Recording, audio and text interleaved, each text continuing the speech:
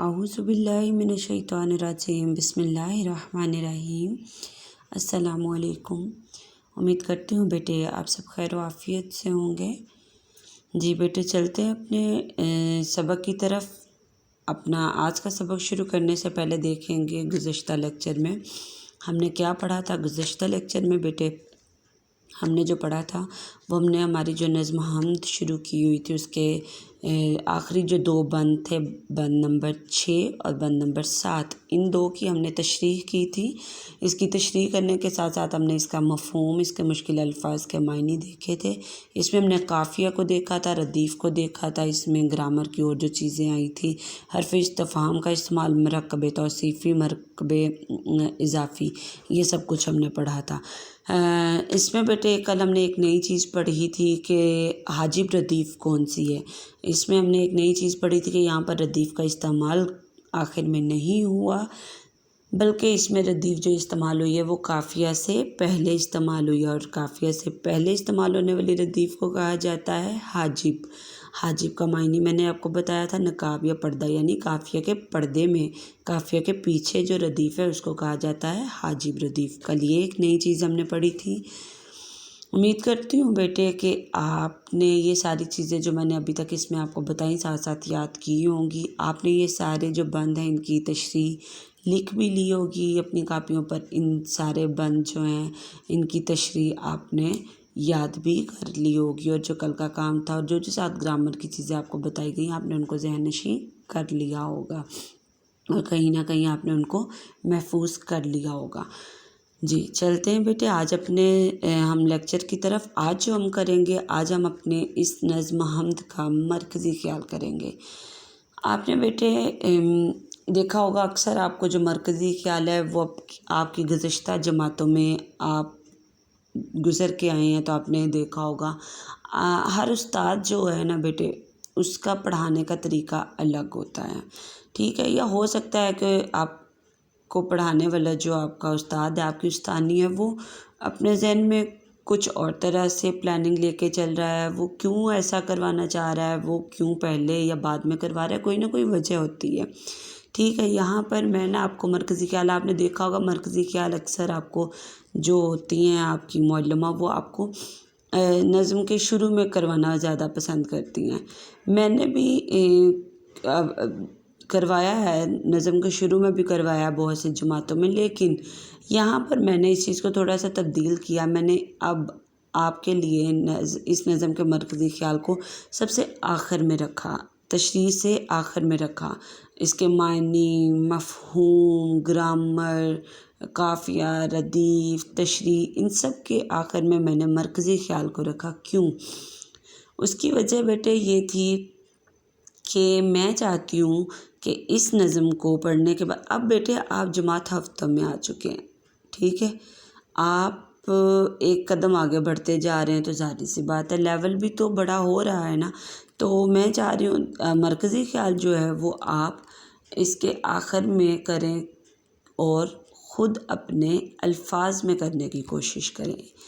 इसको आखिर में रखने का मेरा असल मकसद ये है कि मैं चाहती हूँ कि इसके मरकज़ी ख्याल को, जो 3 से 4 जुमले या 3 से 4 सत्रों पर मुश्तमिल एक मरकज़ी ख्याल जो है वो जिस पूरी नज़्म का निचोड़ है, वो मैं चाह रही हूँ कि आप कोशिश करें कि आप अपने अल्फाज में उसको लिख के दिखाएं मुझे। ठीक है, अच्छा बेटा, मरकज़ी ख्याल जो है वो आप जमात चहारम से तकरीबन करते आ रहे हैं, आपको इस चीज़ का इल्म है कि मरकज़ी ख्याल क्या है। जमात चहारम में पढ़ा होगा, जमात पंजम में आपने इस चीज़ को किया भी है, लिखा भी है मरकज़ी ख्याल, ठीक है, बहुत सी नज़मों का। उसके बाद जमात शिशम में तो आपको तकरीबन हर नज़म में ये करवाया ही गया है कि मरकज़ी ख्याल क्या होता है। ठीक है, आपने मरकज़ी ख्याल की तारीफ़ भी पढ़ी होगी, मरकज़ी ख्याल को आप जानते भी अच्छे से हैं, मरकज़ी ख्याल आप लिखते भी आए हैं बहुत दफ़ा। ऐसा है बल्कि आप हो सकता है आप इसी चीज़ के आदी हों कि आपकी टीचर ने लिखा हुआ देना है और आपने वो लिख लिया, या टीचर ने बोला और आपने लिख लिया। अब भी शायद आप में से बहुत से बच्चे चाह रहे हों कि हमें लिखा हुआ मिल जाए और हम लिख लें। بیٹے میں چاہ رہی ہوں کہ اب اس لیول پہ آ کے کم از کم آپ کو 3 سے 4 سطروں پر مشتمل مرکزی خیال تو کم از کم آپ کو خود لکھنا آنا چاہیے۔ اور یہ نہیں ہے کہ میں نے مرکزی خیال آپ کو آغاز میں ہی دے دیا بنا کچھ بتائے کہ اب لیں جی یہ نظم اور مرکزی خیال لکھیں، نہیں، میں نے آپ کو ساری نظم بڑی تفصیلاً پڑھائی ہے۔ میں نے اس کے ساتھ جو بند تھے ہر بند کو تفصیلاً آپ سے بتاتے ہوئے آپ کو اس کی تشریح کروائی ہے، بڑی تفصیل میں ہم نے اس کی تشریح کی ہے، بڑی تفصیل میں اس کے معنی اور مفہوم کو ہم نے ڈسکس کیا ہے، اور بڑی ڈیٹیل سے ہم نے اس کی ہر چیز کو پڑھا ہے۔ میں نے ہر چیز تفصیلاً آپ کو یہاں پر بتائی ہے۔ تو اس کے بعد تو اب آپ اس قابل ہو چکے ہوں گے نا کہ آپ 2-3 سطریں جو ہے اس کی مرکزی خیال کی صورت میں خود لکھ سکیں، ٹھیک ہے؟ تو چلتے ہیں اس کے مرکزی خیال کی طرف۔ یہ نہیں ہے کہ میں بالکل آپ کو خود پر آپ پر ہی چھوڑ دیا ہے، میں اس کو ابھی اورلی آپ کو بتاؤں گی اس میں، ٹھیک ہے؟ لیکن آپ اس کو لکھیں گے خود، ٹھیک ہے؟ اپنے الفاظ میں کوشش کیجئے گا۔ دیکھتے ہیں مرکزی خیال ہوتا کیا، کس کو کہتے ہیں، پہلے وہ دیکھتے ہیں۔ اسی طرح بیٹے آپ سب سے پہلے تاریخ، جماعت کا کام، دن لکھیں گے، اس کے بعد عنوان حمد، ذیل عنوان مرکزی خیال۔ مرکزی خیال کس کو کہتے ہیں پہلے وہ دیکھیں گے، اس کی تعریف ہے۔ بیٹے 2 ہی چیزیں ہیں ہمارے اردو ادب میں، ایک تو ہے نثر اور ایک ہے شاعری اور نثر، ٹھیک ہے؟ شاعری میں نظم اور نثر میں آپ کو پتہ ہے کوئی کہانی، کوئی سبق۔ نظم لکھنے والے کو شاعر کہا جاتا ہے، کہانی یا نثری صورت میں کچھ بھی لکھا ہوا ہے اس کو لکھنے والے کو مصنف کہا جاتا ہے۔ اب کوئی بھی شاعر اگر کوئی نظم لکھ رہا ہے یا کوئی بھی مصنف کوئی کہانی لکھ رہا ہے تو اس میں وہ ایک خیال کو لے کے چلتا ہے اپنے ذہن میں، جس خیال کو بنیاد بنا کر وہ کہانی یا نظم لکھتا ہے، ٹھیک ہے؟ اسی اصل خیال کو ہی اس کہانی یا اس نظم کا مرکزی خیال کہا جاتا ہے۔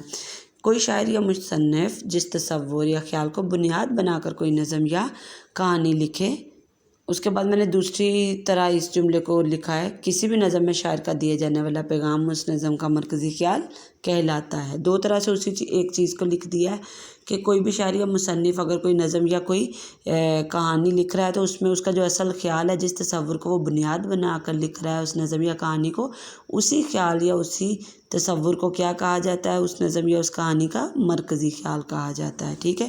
مرکزی خیال کا ایک اصول ہے، مرکزی خیال عام طور پر 3 سے 4 سطروں پر مشتمل ہوتا ہے۔ اس میں زیادہ سے زیادہ 3 سے 4 جملے ہوتے ہیں، ٹھیک ہے؟ اور اس کی کیا حد ہے کہ یہ 3 سے 4 جو سطریں ہیں ان پر مشتمل ہوتا ہے یہ۔ تو اس سارے حمد میں اگر ہم دیکھیں تو اس نے کیا بات کی ہے، میں اگر مرکزی خیال اس کا آپ کو بتاؤں، مرکزی خیال میں سب سے اہم چیز ہوتی ہے کہ آپ نے مرکزی خیال کا آغاز شاعر کے نام سے کرنا ہے۔ آپ کس طرح کریں گے؟ حمد کے شاعر حفیظ الرحمن غازی اس نظم میں اللہ کی بے شمار نعمتوں کا ذکر کرتے ہوئے اللہ کی تعریف یوں کرتے ہیں کہ اللہ ہی تمام کائنات کا خالق و مالک ہے، زمین، آسمان، سورج، چاند، ستارے، یہ پھل پھول، باغ، چرند پرند، یہ سب اللہ ہی نے پیدا کی اور وہی ہمیں سیدھا راستہ دکھانے والا ہے اور برائی سے بچانے والا ہے، ٹھیک ہے؟ یہ سب چیزوں کا ذکر اس میں ہوا ہے۔ کیا سب ہے؟ میں پھر سے دوہرا رہی ہوں، غور سے سنیے گا۔ اس نظم میں شاعر حفیظ الرحمن غازی اللہ کی تعریف یوں کرتا ہے، یا اللہ کی تعریف کرتے ہوئے اللہ کی نعمتوں کا ذکر کر رہا ہے کہ اس دنیا میں یہ میدان و صحرا، یہ پہاڑ، یہ زمین، یہ آسمان، سورج، چاند، دن رات، یہ چرند پرند، ٹھیک، یہ بدلتے موسم، یہ کوئل کے ترانے، یہ پرندوں کی خوبصورت آوازوں میں ان کا گیت گانا، یہ سب کچھ جو ہے وہ اس کو پیدا کرنے والا ہے صرف اللہ ہی ہے، اور ہمیں برائی سے بچانے اور سیدھا راستہ دکھانے والا بھی اللہ ہی ہے، ٹھیک ہے؟ یہ سب چیزوں کا ہی ذکر ہے اس پوری نظم میں، اور اس پوری نظم میں جتنی بھی چیزیں، جتنی نعمتوں کا ذکر ہے، ان سب کو 3 سے 4 سطروں میں آپ نے سمیٹتے ہوئے ایک مرکزی خیال لکھنا ہے، جو کہ میں چاہ رہی ہوں کہ آپ اپنے الفاظ میں خود لکھنے کی کوشش کریں۔ یہی آپ کا آج کا کام ہے کہ آپ اس کو اپنی کاپی پر خود لکھیں گے، ٹھیک ہے؟ اور اس کے ساتھ ساتھ کتاب پر کرنے کا آپ کا کام کیا ہے؟ کتاب پر آپ کام کریں گے۔ اس نظم حمد کی مشق میں ہمارا پہلا سوال ہے، سوالات کے جواب، یہ آج ہم کریں گے۔ मैं इन सवालों के जवाब आपको इस वीडियो में बता देती हूँ, और इनकी जो पिक्चर है, सिर्फ जवाब लिखे होंगे वहाँ पर, ठीक है, वो पिक्चर मैं आपको सेंड भी कर दूँगी। आपने क्या करना है, आपने अपनी किताब के हर सवाल के सामने, देखिए ये ऊपर वाली सारी जगह भी आप इस्तेमाल कर सकते हैं, ये सारी जगह भी इस्तेमाल कर सकते हैं, यहाँ तक जितनी जगह है उस सारी पर आप कच्ची पेंसिल का इस्तेमाल करते हुए जवाब सारे इन सवालों के उनकी नंबरिंग देते हुए इसके ऊपर ही लिख लेंगे, ठीक है। और उनको भी याद करना है आपने। कापी पर लिखने का काम मरकज़ी ख्याल है, ठीक है। मरकज़ी ख्याल लिखने से पहले आप ये मरकज़ी ख्याल की जो तारीफ़ और उसूल मैंने लिखवाया ये लाजमी लिखेंगे। फिर उसके नीचे आप एक पैराग्राफ की सूरत में 3-4 सत्रों पर इसका मरकज़ी ख्याल लिखेंगे। और उसके साथ साथ जो जवाब मैं आपको इसके सेंड करूँगी सब सवालात के, वो आप अपनी किताब के इतने हिस्से पर अपनी कच्ची पेंसिल का इस्तेमाल करते हुए, बेटे एक बात ज़हन में लाजमी रखिएगा, मैं आपको पहले बता रही हूँ, मुझे ये कतई पसंद नहीं, मुझे ये बिल्कुल भी नहीं पसंद कि किताब के ऊपर बच्चे, हाँ ये मेरी किताब है, ठीक है, और मेरा इस्तेमाल अब सुर्ख कलम है या नीला कलम है, मैंने उसी चीज़ से लिखा हुआ है, लेकिन मुझे ये बिल्कुल भी पसंद नहीं कि बच्चे अपनी किताब पर नीला, काला या लाल पेन या मार्कर या पॉइंटर इस्तेमाल करें। किताब पर जो भी चीज़ नोट करनी है उसके लिए कच्ची पेंसिल का इस्तेमाल करें, ठीक है जी। इस पर आप कच्ची पेंसिल से इन सारे सवालात के जवाब लिख लेंगे, वो मैं अभी आपके साथ यहाँ पर डिस्कस कर लेती हूँ और उनकी पिक्चर भी सेंड कर दूँगी। और इन सवालात को किताब पर लिखने के बाद आपने वो याद भी करने हैं जी।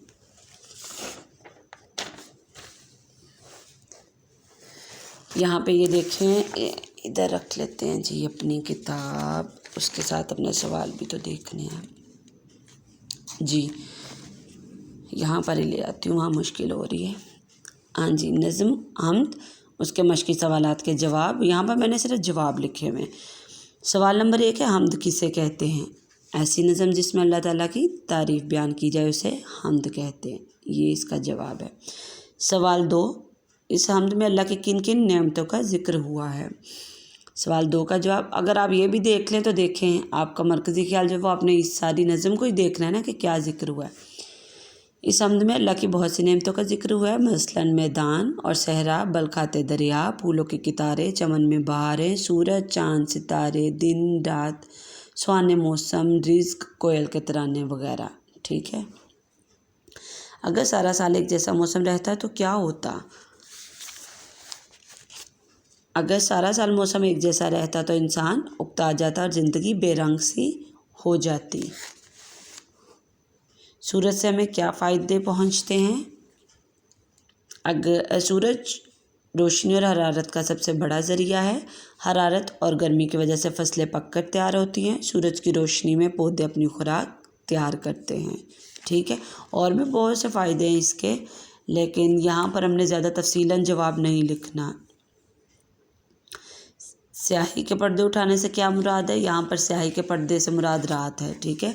स्याही के पर्दे उठाने से मुराद ये है कि अल्लाह ताला रात को ख़त्म करके दिन की रोशनी से दुनिया को मुनव्वर करता है। मुनव्वर यानी नूर फैला देना, नूर फैल जाना हर तरफ। आसमान पर चमकते सितारे आपको कैसे लगते हैं?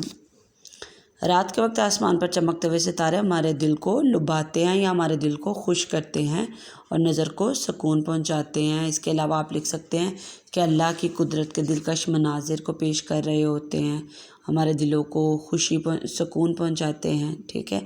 ये सब इन सवालात के जवाब हैं।